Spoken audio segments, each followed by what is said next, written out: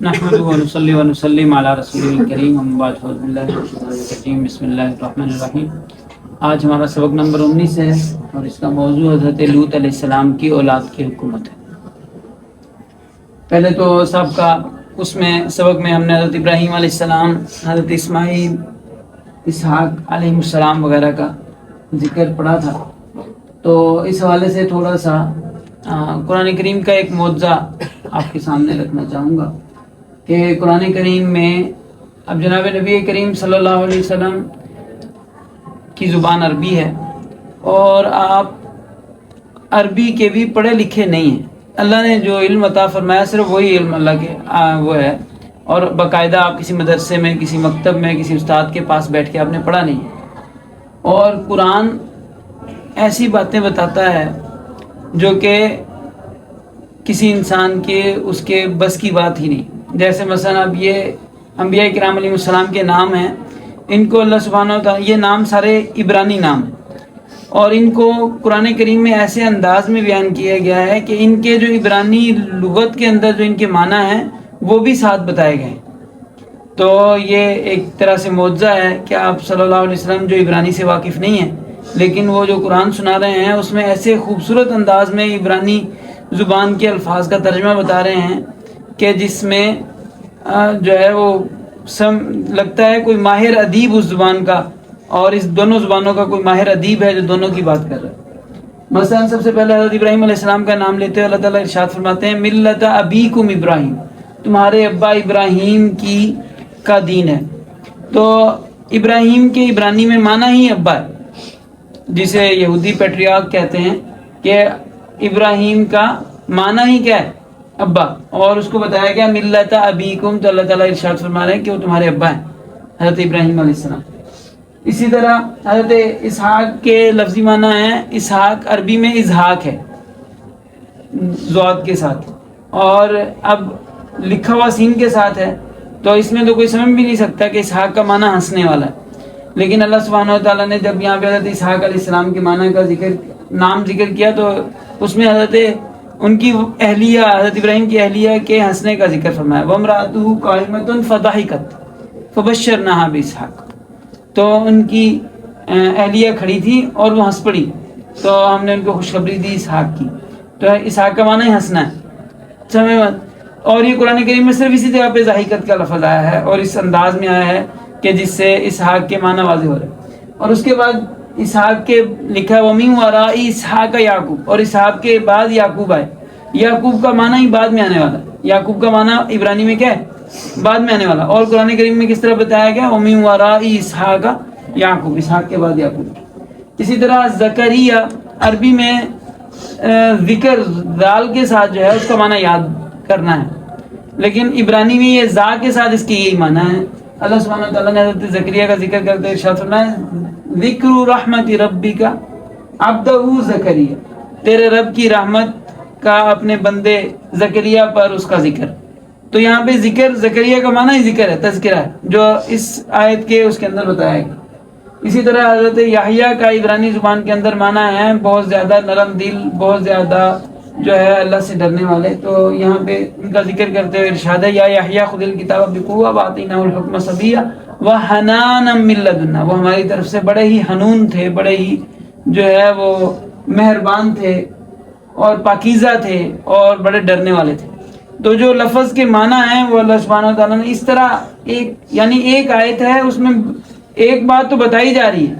اور جو بتائی نہیں جا رہی وہ اس میں کیا کچھ بتایا جا رہا ہے، یہی جو ہے اگر صرف انہیں کو جمع کیا جائے تو وہی ایک الگ سے جو ہے بہت بڑا معجزہ ہے۔ بہرحال تو حضرت لوط علیہ السلام جو ہے وہ جب وہاں سے واپس تشریف لائے تو قوم کو عذاب ہوا، تو حضرت لوط علیہ السلام واپس ان کی کتاب کے مطابق زغر میں تشریف لائے، جبکہ جو اس میں جو منطقہ ہے وہ بھی میں نے نکالا ہے جو جگہ۔ تو بہرحال یہاں پہ انہوں نے ایک بڑی شدید قسم کی حضرت لوط علیہ السلام کو گالی دی، حضرت لوط علیہ السلام کی بیٹیوں کو، حضرت لوط علیہ السلام کی اولاد کو۔ اور یہ گالی اصل میں جو حضرت لوط علیہ السلام کی جو نواسے تھے ان کا لقب تھا منہ آب، یعنی اردو میں آپ اسے مواب کہتے ہیں، عربی میں اسے مائن کہتے ہیں. کیا کہتے ہیں؟ مائن. اب مائن یہ ایک ان کی عظمت کو بتانے والا لقب ہے کہ ان کا یعنی پانیوں کے اوپر حکومت تھی. سعودی ادھر عرب کے علاقے میں بھی ان کی حکومت تھی اور ہندوستان کے علاقے میں بھی ان کی حکومت تھی. لیکن اس کو انہوں نے اس لفظ کو گالی بنا دیا، اور اس گالی بنانے کا مقصد ان کا اس گالی بنانے سے یہ تھا کہ کیونکہ حضرت داؤد علیہ السلام سے ان کو جو ان کے لاوی طبقہ ہے جو کاہن کہلاتے ہیں، ان کو حضرت داؤد علیہ السلام سے چڑ تھی. اور حضرت داؤد علیہ السلام کی اولاد میں حضرت داؤد علیہ السلام کے تخت پہ جو انبیاء کے آنے کا اور بادشاہوں کے آنے کا جو ذکر آیا، تو اس سے ان کو جو ہے ان سے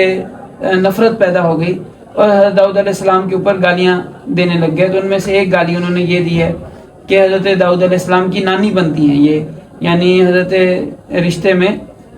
دور کی نانی ہیں، یعنی ان کے آباء و اجداد کی نسل میں سے ہیں. تو حضرت لوط علیہ السلام کی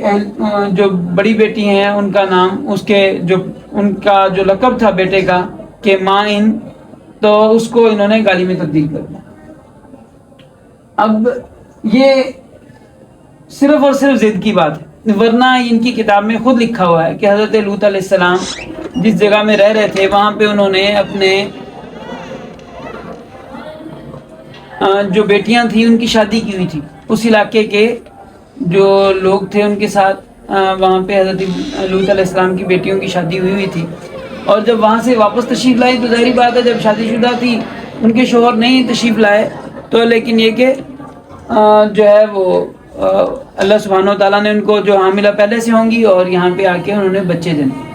اب یہ کتاب کے اندر اس طرح بتا رہے ہیں گویا کہ حضرت لوط علیہ السلام جب آئے تو ان کے اس علاقے میں کوئی انسان باقی بچا ہی نہیں تھا، صرف حضرت لوط علیہ السلام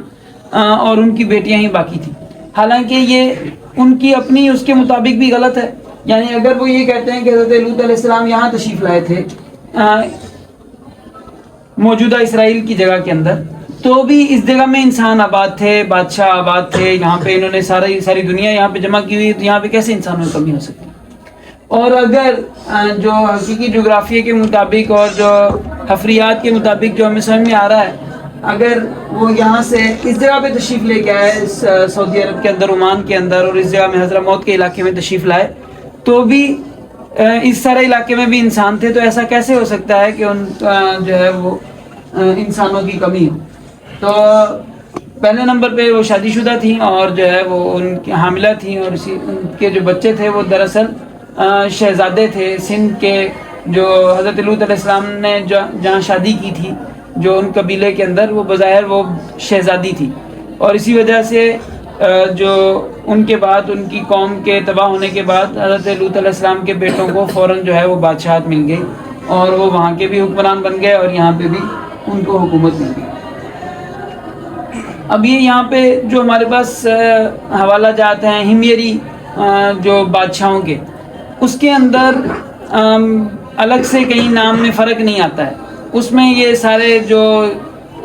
ہمیر کے علاقے میں جو حکمران آ رہے ہیں ان کا نام ہمیری آ رہا ہے، اور کہلانی جس طرح وہ سلسلہ چل رہا تھا، جیسے آپ کو بتایا کہ ان کے والد جو سبا تھے انہوں نے اپنی اولاد کو تقسیم کر دیا تھا 2 حصوں میں کہ حکومت ہمیری کریں گے اور وزیر جو ہوں گے کہلانی ہوں گے.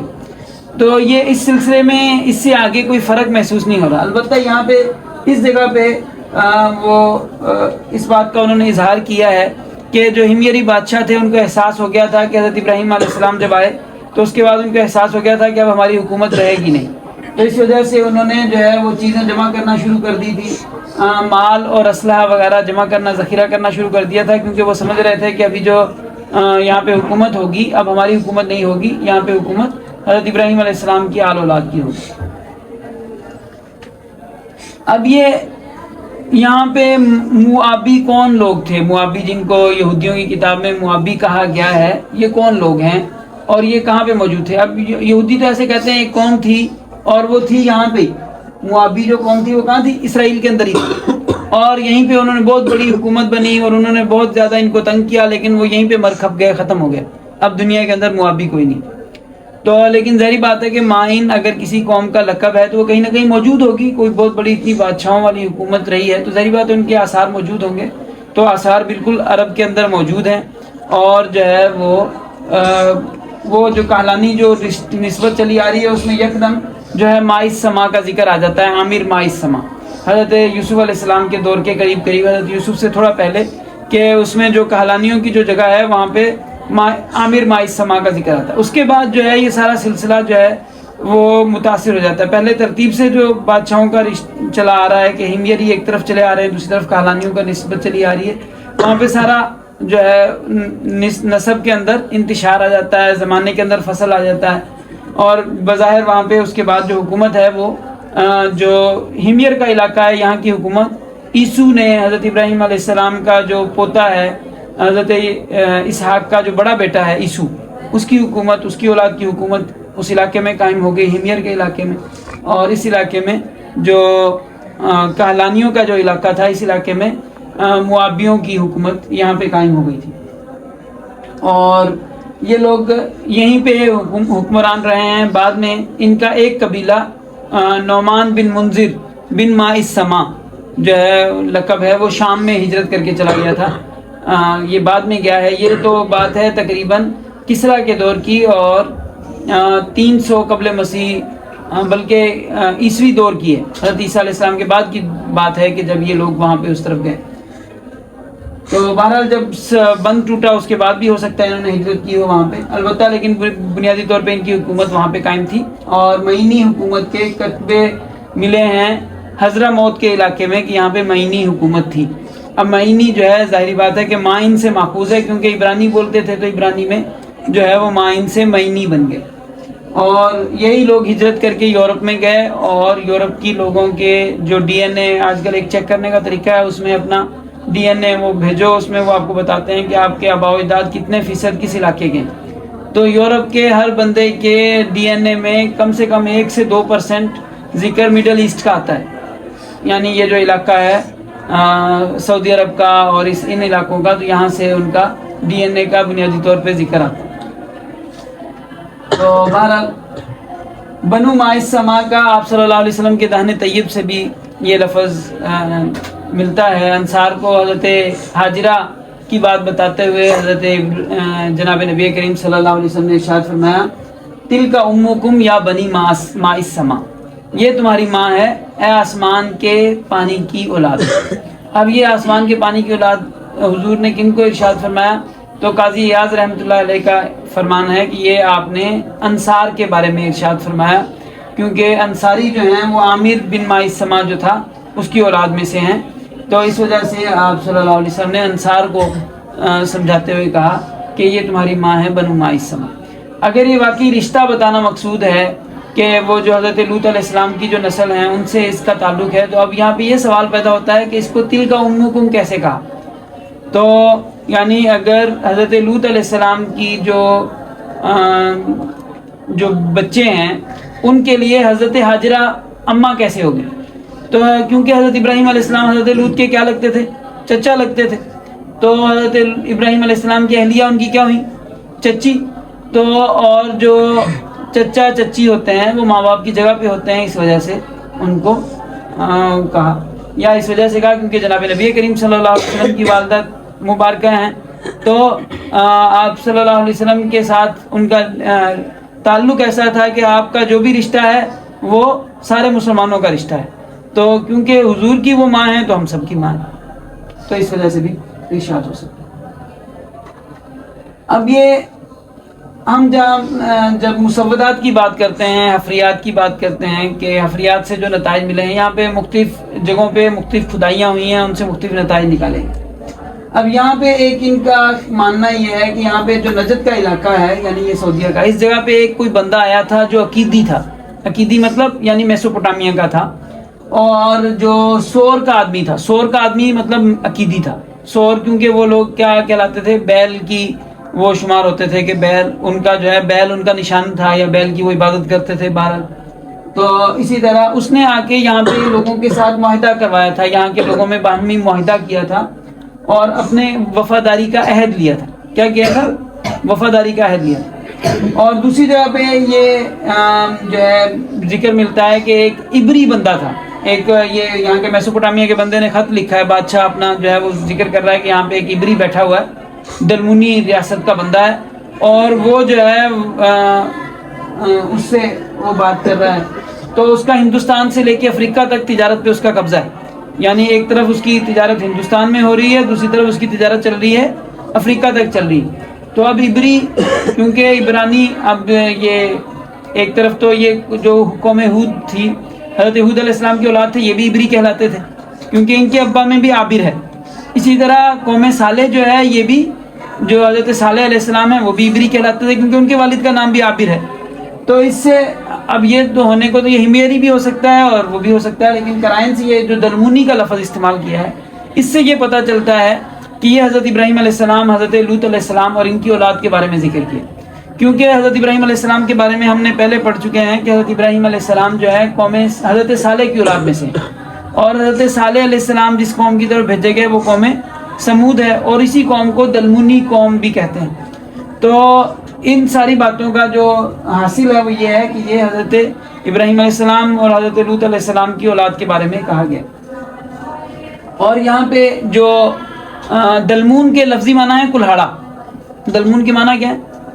کلہاڑا۔ اور آپ دیکھیں سندھ کی تاریخ میں آج تک کلہاڑا کہاں سے آیا ہے، اس بات کا ثبوت آپ کو جو ہے اگر مل سکتا ہے تو یہیں پہ مل سکتا ہے کہ دلمون جو ہے، یعنی یہ کلہاڑا قوم سبا کا، قوم جو سمود تھی ان کی نشانی تھی۔ دلمونی جو اسٹیٹ تھی اس کا معنی، دلمون کا معنی ہی کلہاڑا ہے، اور یہ کلہاڑا اپنے پاس رکھتے تھے۔ اور وہ جو بندہ جو یہاں پہ آیا اتنا طاقتور تھا، جس کے جو یہاں کے حکمران تھے وہ سارے اس کے ہاتھ پہ بیعت ہو گئے، اور انہوں نے کہا کہ جو ہے اس کے حق میں جو ہے وفاداری کا عہد انہوں نے لیا۔ تو اس سے یہ وجہ بھی پتہ چلتی ہے کہ ہمیری بادشاہ خود بخود پیچھے کیوں ہو گئے۔ ظاہری بات ہے حکومت اگر کسی کو ملی ہوئی ہو تو وہ حکومت اتنی آسانی سے نہیں چھوڑتا ہے۔ تو ایک بات تو ہم ان کے جو ہمیر کے جو حکمران ہیں ان کا جو سابق میں جو ہم نے انداز پڑھا ہے کہ کتنے وہ اللہ تعالیٰ کا ماننے والے اور جو ہے اپنے والدین کی خاص طور پہ اطاعت کرنے والے کے کہلانے باوجود طاقتور ہونے کے کبھی انہوں نے جو ہمیری تھے ان سے حکومت نہیں چھینی اور ہمیشہ وزیر بن کے رہے ہمیریوں کے۔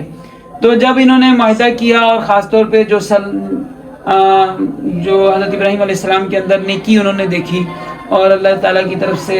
پسندیدہ ہونا ان کو محسوس ہوا، تو اس کی وجہ سے انہوں نے معاہدہ کیا اور یہاں پہ حکومت انہوں نے خود چھوڑ دی اور حکومت ان کی نسلوں کے سپرد کر دی، اور اس طرح سپرد کی کہ پتہ بھی نہیں چلتا ہے کہ کب یہ حکومت ہمیریوں سے نکل کے حضرت ابراہیم علیہ السلام اور ان کے رشتہ داروں میں آ جاتی ہے۔ تو ایک طرف جو ہے یہ مائن حکومت کرنے لگ جاتے ہیں اور دوسری طرف جو ہے عیسو کی جو اولاد ہے وہ حکومت کرنے لگ جاتی ہے۔ تو اب یہ اشوری بادشاہ کا جو میں نے خط کا ذکر کیا اس کی عبارت میں نقل کر رہا ہوں۔ تو اس میں یہ سرجون ہے، اس کے بارے میں ان کا خیال یہ ہے کہ یہ 2100 یا 2200 قبل مسیح کا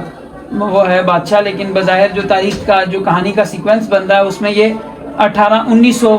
کا بن رہا ہے یہ بندہ۔ تو یہ اس نے جو ہے یہ لکھا ہے کہ میں جو ہے وہ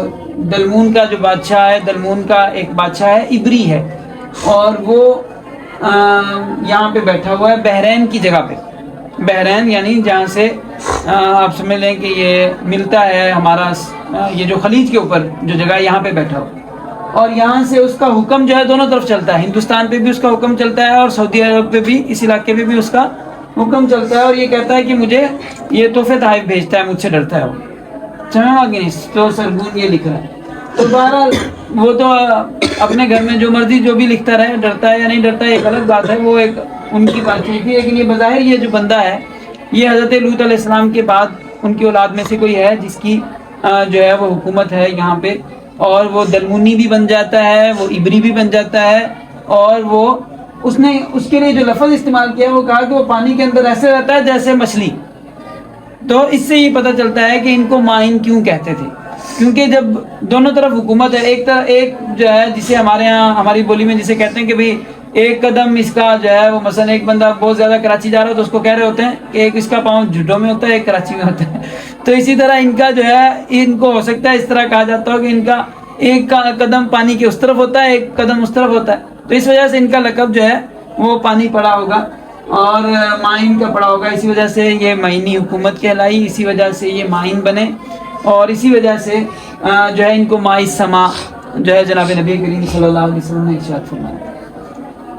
البتہ یہاں پہ اور وجوہات بھی ہو سکتی ہیں ان کے مائن ہونے کی۔ ایک وجہ یہ ہے کہ یہ یکدم یہ آ کے جو ہے حکومت انہوں نے سنبھال لی، تو یہ ایسے ہی ہے جیسا کہ کوئی آسمان سے ہی گرا ہو بندہ، کہ باقاعدہ حکومت کسی جگہ پہ آ کے کنٹرول کرنے کے لیے تو وہاں پہ پوری اپنا خاندان قبیلہ بندہ آباد کرتا ہے، اس کے بعد جا کے کہیں پہ اس کی جو ہے اپنی اتنی طاقت میں آتا ہے، آبادی اتنی طاقت میں جب وہ پہنچتی ہے تو پھر وہ حکومت قابو کرتی ہے۔ لیکن انہوں نے یہ 2 بندے وہاں پہ گئے اور پورے علاقے کی حکومت سنبھال لی ہے، تو ان کو ظاہری بات ہے کہ کہنے والے یہی کہیں گے کہ آسمان سے ہی گرائیں گے، سیدھے آ کے بادشاہی بنے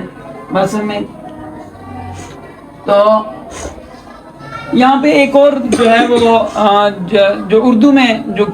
کتبوں کا جو ذکر میں نے پڑھا، یہ میں نے پرانے جو جمع کیے ہوئے تھے ان میں، یہاں پہ جو معنی حکومت جو ملی تھی اس کا نام جو ہے اس کے بارے میں کتبوں سے یہ اندازہ لگایا گیا ہے کہ اس سلطنت کا نام سلطنت اوسان تھا، ٹھیک ہے، اور یہ بڑی شان و شوکت والی حکومت تھی، اور اس کی حکومت صرف اس علاقے میں نہیں تھی، یعنی حضرموت کے علاقے میں نہیں تھی، ان کی حکومت کسی جزیرے میں تھی۔ اس جزیرے کا نام مرکھا تھا۔ کیا نام تھا اس جزیرے کا؟ اس جزیرے کا نام مرکھا تھا، اور یہ جزیرہ جو ہے وادی بامیان سے جنوب میں واقع ہے۔ وادی بامیان سے کہاں تھا؟ جنوب میں واقع تھا، اور وادی مرکھا کا ایک شہر تھا ہاکبر ہیر، ہاکبر یا ہیر، اس طرح کا نام تھا۔ تو یہ الفاظ بھی یہاں کے جو ہندوستان کے لیے جو قدیم الفاظ ہیں ان سے ملتے جلتے ہیں، اور یہ جو لفظ ہاکبر یا ہیر ہے یہ ہاکرا ڈھورا جو ہے اس سے ملتا جلتا لفظ ہے، اور اس طرح انہی سے ہمیں یہ بھی اندازہ ہو جاتا ہے کہ یہ جو منو ہے، جو یہاں کی جو بنیادی فقہ کی کتاب سمجھی جاتی ہے منو شاستر، تو وہ بھی بظاہر حضرت لوط علیہ السلام نے یا حضرت لوط علیہ السلام کے کسی بیٹے نے یہاں پہ پہنچائی تھی، کیونکہ مائن سے لفظ ملتا جلتا ہے، مائن سے منو، اور یہی ان کی حکومت ایران تک کے علاقے تک، اس طرف دوسری طرف جو ہے ان کی اولاد جو ہے آ کے یہاں پہ جو دشت لوط ہے اس کے ساتھ ایک شہر ہے، شہر شداد، تو یہ شداد یہ بظاہر حضرت لوط علیہ السلام کی نسل میں سے شداد ہیں جنہوں نے یہاں پہ جن کے نام پہ یہاں پہ شہر ہے۔ اور اسی طرح یہاں پہ اور بہت سارے قرائن ملتے ہیں، اور ملتان شہر کے بارے میں ان کے ایک بادشاہ کا ذکر ہے، وہ کہتا ہے کہ میں نے اس جگہ کا نام جو ہے وہ رکھا۔ دوسری طرف یہ ان کے ہاں جو کتبے ملتے ہیں یہ آشوری بادشاہ کے، اس میں وہ 2 شہروں کا نام لیتا ہے کہ جہاں سے اس کی ساری ایک جگہ سے لکڑی آتی ہے، ایک جگہ سے پتھر آتا ہے۔ اس میں جو جگہ ایک بتا رہا ہے ملوخا نام بتا رہا ہے۔ اب وہ ملوخا وہ عرب جو ڈھونڈنے والے ہیں وہ اسے سعودی عرب میں ڈھونڈ رہے ہیں، بظاہر یہ ممکنہ طور پہ ہو سکتا ہے یہ ملتان ہی کا نام ہو، ملوخا کے جہاں سے وہ لکڑی لے کے جاتا تھا، اور سرخ پتھر یا کالے رنگ کا پتھر جو ہے یہاں سے لے کے جاتے تھے، جہاں سے جس کے خاص طور پہ وہ بت بناتے تھے، بت بنانے کے لیے اسپیشل پتھر وہ ملوخا سے منگاتے تھے جو آشوری بادشاہ تھے۔ تو بہرحال ابھی اس بارے میں اور بھی زیادہ یعنی اس پہ میرا مطالعہ تو چل رہا ہے اور ابھی نتائج نکل رہے ہیں، تو اور بھی باتیں سامنے آئیں گی، لیکن بظاہر جو ابتدائی جو نتائج سامنے آئے ہیں وہ یہ ہے کہ یہاں پہ جو شریعت وہ تھی وہ حضرت لوط علیہ السلام کی شریعت تھی، اور جو منو شاستر جسے کہتے ہیں یہ فقہ کی کتاب، یہ بظاہر انہی مائن جو حکمران تھے ان مائن حکمرانوں نے جو ہے باقاعدہ تصنیف کی تھی، اس کے اندر سارے قانون وغیرہ جو ہیں، ظاہری بات ہے اس میں تحریفات ہوتی رہی، انہوں نے اپنی مرضی کی تبدیلیاں بعد کے بادشاہ کرتے رہے، لیکن یہ کہ اس کی جو بیس ہے وہ وہاں سے آئی ہے۔ بہرحال اللہ تعالیٰ ہمیں سمجھ عطا فرمائے، اللہ تعالیٰ ہمیں سیدھے راستے پہ چلائے، جناب نبی کریم صلی اللہ علیہ وسلم کی سنتوں پہ، نبی کریم صلی اللہ علیہ وسلم کی زندگی کے مطابق اپنی زندگی کو ڈھالنے کی توفیق عطا فرمائے۔ واقعی دعوانا الحمدللہ۔